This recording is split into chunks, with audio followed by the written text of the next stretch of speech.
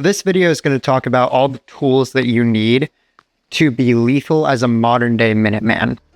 And we're going to do it without spending more than $1,500. The reason why is because I think that everyone should have the ability to defend themselves and defend their communities. And the only way to do that is through the use of martial force. As part of that, I built out a couple of requirements that I needed everyone to be able to do with this loadout. Firstly, it needed to be affordable, and that's where that $1,500 price tag comes in. Secondly, it needed to be all new equipment. And thirdly, I needed you to have as much capability as possible. We're talking out to 500, 600 yards. And I wanted it to enable the modern day Minuteman to shoot, move, communicate, and medicate. Let's get this underway, starting with the rifle. The rifle is going to be the majority of the budget constraint here. It's going to be almost $1,000. And the reason why is your rifle is your most important tool as a modern day Minuteman. Everything else is supplemental to the action of finding the blue helmet and pulling the trigger, right? Everything is supplemental to that. But as long as your rifle works and functions properly, then you're going to be able to secure the rest of the equipment from the blue helmet, right? Starting out with the upper, I went for the PSA Freedom 16-inch M-Lok upper, and this costs $229 without the bolt carrier group and charging handle. And the reason I picked this upper is because it's a inexpensive upper that has a 16-inch 4150 chrome molybdenum barrel, a 1-in-7 twist, and then a mil-spec forged 7075 T6 upper receiver. You should expect combat rifle accuracy out of it. M4s, their acceptable rate of accuracy is 3 to 4 MOA. With this gun, I was able to get 1.5 to 2 MOA using that 77 grain AAC open tip match. That's the sort of accuracy you should expect if you're using that more high-end ammo, but don't be shocked if you get 3 MOA out of 55 grain. When you're talking about upper receivers, I'm of the opinion that everyone should get forged 7075 T6 aluminum uppers. I don't think that there's any reason that you should spend the extra money to get a billet upper receiver over a forged upper. Granted, you can get some more fancy designs out of billet, but forged uppers are going to be more durable due to the forging process, and they're going to be cheaper. The other thing is, there's only like 10 forges in the country. No matter what company you buy your forged upper from, they're all going to be relatively similar. Whether you buy an Arrow, a Colt, a PSA, they're all made at the same place.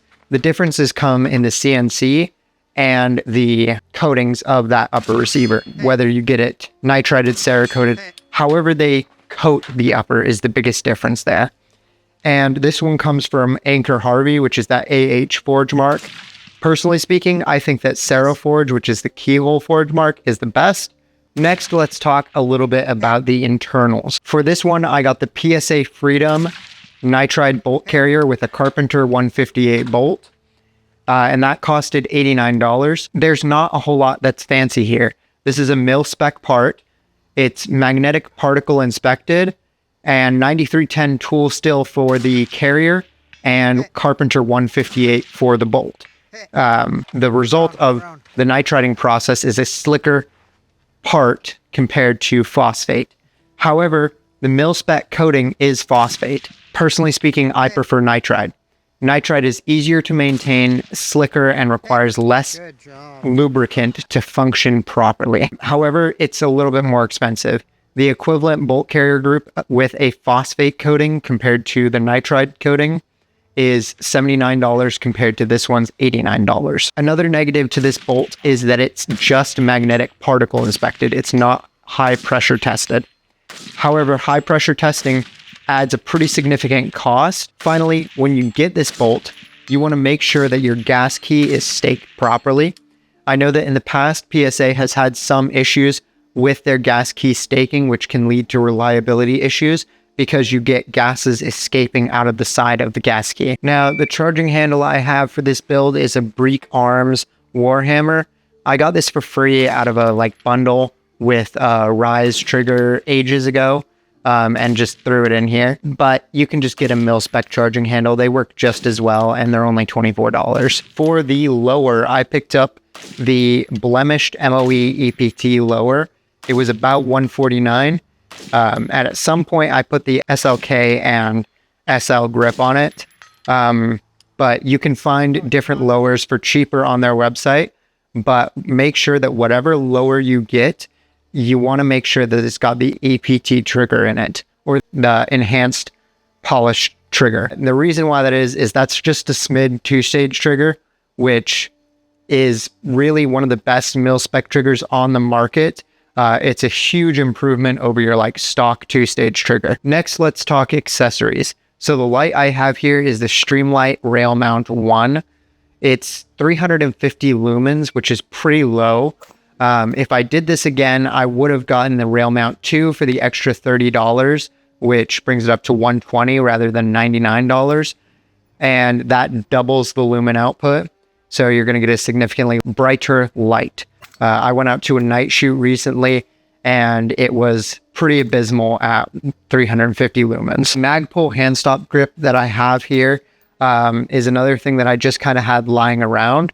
I didn't include the hand stop kit or the slate black grip panels in the cost because they're kind of just incidentals, and you can really put as whatever accessories you want up there. For our sling, we went for the Blue First Gear Vickers sling. And I really like the ones with the push button QD on it. Even if you don't get both sides with the push button QD, you want to at least get one side that's got that push button QD in case you have to emergency doff your rifle. Typically, I'll get the front one sewn in and the back one not sewn in. If I have a stock that doesn't have a QD swivel on it, I can just take off the QD swivel, thread it through the stock, and I still have that emergency doffing on the front. Finally, for the mags, I just went for a standard M2P mag. These ones are about $9. You can find them somewhere between $12 and $9 is like a fair price for them. I prefer the M2s over the M3s just because they fit better in my plate carrier. And the LPVO that I have on here is the SIG Tango MSR 1-6. This scope regularly goes on sale at PSA for about $279. And for that price, it's kind of hard to beat for what you get. The biggest downside of this scope is the light transmission. I found that out at that same night shoot. But if you want a more in-depth review on this specific scope, you can check out that Brass Facts video that he did up here. Here's the summary. It is one of the cheapest LPVOs that is actually worth the money. It has minimal feature bloat that raises the price. The biggest issue that I've had with it is that low light performance, resulting in losing some targets against the backdrop, even with supplemental illumination from the flashlight. One of my chief complaints of the SIG Bravo 5, that if you watch my video on that scope, you'll have seen that I'm not a biggest fan of SIG glass, but the reticle on that is rectified on this scope, meaning that I can take shots out to 600 and be reliable with first round hits out to 500 meters on a 12-inch plate. And that leaves us with a total of $980 for the rifle. And for less than $1,000, you're really getting a lot of rifle out of this. If you check out that Grand Thumb video, he did testing on a similar rifle to this and got 1.5 MOA groups out to 5,000 rounds, and that was full auto. Next, let's talk about supplemental equipment. I went ahead with the AceTac SOP micro chest rig here, and this is basically a carbon copy of the Haley Strategic DC3R, and it's about half the price. It's $75 on their website, with it going regularly on Amazon for about $65. And it's obviously going to be made out of cheaper materials when compared to the Haley Strategic. But for an introduction, it's something that is really easy to get into for less than $100. The biggest problem I have with it is that this right magazine has basically zero retention compared to this first magazine here on the left. The biggest problem that I think that this vest will have is going to be buckles and zippers. I think buckles, zippers, and seams really are going to be the problems. As you train in this, those are the things you're going to want to keep an eye out and make sure that if it starts to wear, you replace it. The other thing would be nice if they had a loop like this high up on the H harness for cable management. They have these three sewn in right here, and then I just put some Velcro one wrap right here so that I could keep my cable from whacking me in the face and neck. That would be more convenient as if it would already sewn in on the top of the shoulder there. Some Velcro one wrap would be something that's honestly just easy to pick up regardless, but you could do it with duct tape or anything like that. Another reason that I like this rig is it gives you the opportunity to test different styles of chest rigs. Ace Tack in general has a couple of different styles, so you can test different types of chest rigs without going feet first into the $200 chest rig market and trying to buy those ones first. That way you can learn what style you like before buying the expensive versions. And honestly, you could buy this one, train with it until it breaks, and save up money over time so that when it does break, you can then buy one of the more expensive premium options. The other big problem that I have with it is the dangler on the med chest down here on the dangler. There's these two like pretty flimsy bits of shock cord that I have this tourniquet bungeed to. It feels pretty sketchy to me. I don't know if I would trust it really. So maybe not having a cat tourniquet dangle and throwing it in the radio pouch over here would be a better solution for that. Speaking of medical, let's move into what you should get. Unless you know the differences between fake and real medical products, you should order your medical equipment from a reputable manufacturer or source. If I catch any of you ordering your medical supplies from Amazon, you're going to get a whacking. The best place to buy your medical from is North American Rescue, NAR. And their MFAC resupply kit has everything you need for basic treatment of combat trauma for $112. Another company that would be good to look out to would be Fieldcraft Survival.